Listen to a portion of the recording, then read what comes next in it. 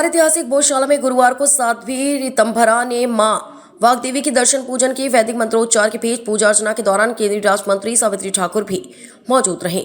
साध्वी के आगमन पर बड़ी संख्या में श्रद्धालु और भोज उत्सव समिति के पदाधिकारी और उनके समर्थक भोजशाला पहुंचे। पूरा परिसर जय श्री राम और मां वाग्देवी के जयघोष से गूंज उठा। सुरक्षा व्यवस्था के बीच उन्होंने देश और समाज की सुख समृद्धि की कामना की। दर्शन पूजन के बाद मीडिया से चर्चा में साध्वी ऋतंभरा ने भोजशाला को लेकर कहा कि सत्य की हमेशा विजय होती। उन्होंने प्रहलाद के प्रसंग का उल्लेख करते हुए कहा कि जिस तरह अग्नि परीक्षा के बाद भी सत्य विजयी हुआ, उसी प्रकार भोजशाला का सत्य भी सामने आया। उन्होंने कहा कि भविष्य में भोजशाला हिंदू समाज को उसके वास्तविक स्वरूप में मिलेगी और राजा भोज के समय का सांस्कृतिक वैभव फिर मिला है।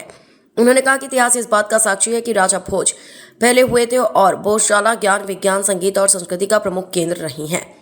यह केवल एक इमारत नहीं बल्कि भारत की सांस्कृतिक और बौद्धिक विरासत का प्रतीक है। उन्होंने कहा कि धार की यह भूमि पूरे देश का मार्गदर्शन करने की क्षमता रखती है और मां वाग्देवी की मूल प्रतिमा भी जल्द भारत लौटेगी। दिल्ली के जंतर मंतर पर चल रहे प्रदर्शन को लेकर पूछे गए सवाल पर साध्वी ऋतंभरा ने कहा कि लोकतांत्रिक अधिकारों का उपयोग गरिमा और मर्यादा के साथ होना चाहिए। उन्होंने अशोभनीय भाषा के प्रयोग पर आपत्ति जताते हुए कहा कि सार्वजनिक जीवन में मर्यादा और भारतीय संस्कृति का सम्मान बनाए रखना आवश्यक है। उन्होंने कहा कि संघर्ष अपनी बात रखने का माध्यम हो सकता है, लेकिन अभद्र भाषा किसी भी आंदोलन की गरिमा को कम करती है।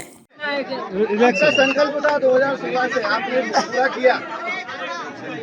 ऐसा है कि जो सत्य की ही जीत है फिर से रहेगी। रवि उदय पर रात ये खुद ही कहेगी। ए निशाचर मैं नहीं तो तू कहाँ है, किंतु घृत के वास्ते दधी तो बिलोना ही पड़ेगा। संसार में जब देश की होली जलेगी तब हमें प्रहलाद होना ही पड़ेगा। जैसे प्रहलाद आग में जलाए गए पर जला नहीं पाए गए, इसी तरह भोजशाला का सत्य अग्नि परीक्षाओं से गुजर गुजर के उस सत्य को, उसके पक्ष को समझते हुए भोजशाला हिंदू समाज को सौंपी गई है।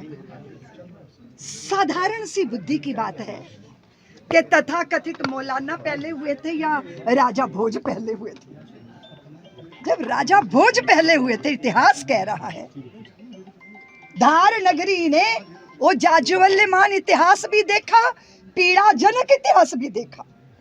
यही वो धरा है जिसने विद्वानों को और बहुत सारे काव्य के नायकों को तैयार करके भारत को दिया, और यही वो भूमि है जिसने जौहर जैसी सामूहिक अत्याचार, नरसंहार जैसे दर्द को भी जिया। लेकिन किसी भी तरह कुछ भी मान लीजिए, समय का प्रवाह, विधर्मियों की बेशर्मी, जो भी आप कहिए, अनाधिकार चेष्टाएं, हत्याओं के सिलसिले, लेकिन सबसे बड़ी प्रसन्नता की बात यह है कि जब दीप जलाए जाते हैं, आंधियां जितनी चलती हैं उतनी बार दीप जलाए जाते हैं। ये हिंदू समाज ने सिद्ध किया और इस पक्ष में जो भोजशाला का सत्य है, इसके प्रति, इसके सत्य को देखकर हमारे पक्ष में निर्णय आया। हम दोबारा राजा भोज के समय का वैभव यहाँ देखेंगे। वैभव क्या होता है? बिल्डिंगों से नहीं वैभव होता। बिल्डिंगें भी वैभव को व्यक्त करने का एक मार्ग होती है, इमारतें। लेकिन इस धरती ने ज्ञान और विज्ञान से, काव्य से, संगीत से और कला से पूरे भारत को श्रृंगारित किया था। मैं भी ये सपना देखती हूँ कि भारतीयों की जो संतानें हैं वो तुलसी के पौधे हैं, जिनको वासनाओं की शराबों से नहीं, संस्कारों के गंगा जल से सींचा जाना चाहिए। और धार की ये भोजशाला, ये स्थान पूरे भारत का नेतृत्व करेगी, ऐसा हमें दिखाई देता है। बहुत जल्दी सब कुछ होगा। भगवती आना चाहती हैं, क्योंकि देखिए सबसे बड़ी बात है, हमारी युवा पीढ़ी बहुत बड़ी मात्रा में नहीं, लेकिन बहुत बड़ी संख्या में ऐसे भी बच्चे हैं जिनके मुंह पे अपशब्द आ गए हैं और लड़कियां तक माँ बहनों की गालियां देती हैं। जिन लड़कियों को संघर्ष करना चाहिए था कि वो सरकारों को विवश करती कि माँ बहन की गाली देने पे दंड मिलना चाहिए, वो स्वयं माँ बहन की गालियां दे रही हैं। जब हमारा अंतःकरण इतना दूषित होकर अपशब्द और अपसंस्कृति का हम वर्ण कर रहे हैं, तो माँ अधीर होके कह रही है कि मुझे लंदन से चलकर धार आना ही होगा, क्योंकि मैं भारत को भारत बनाए रखना चाहती हूँ, इसलिए भगवती जल्दी आएंगी।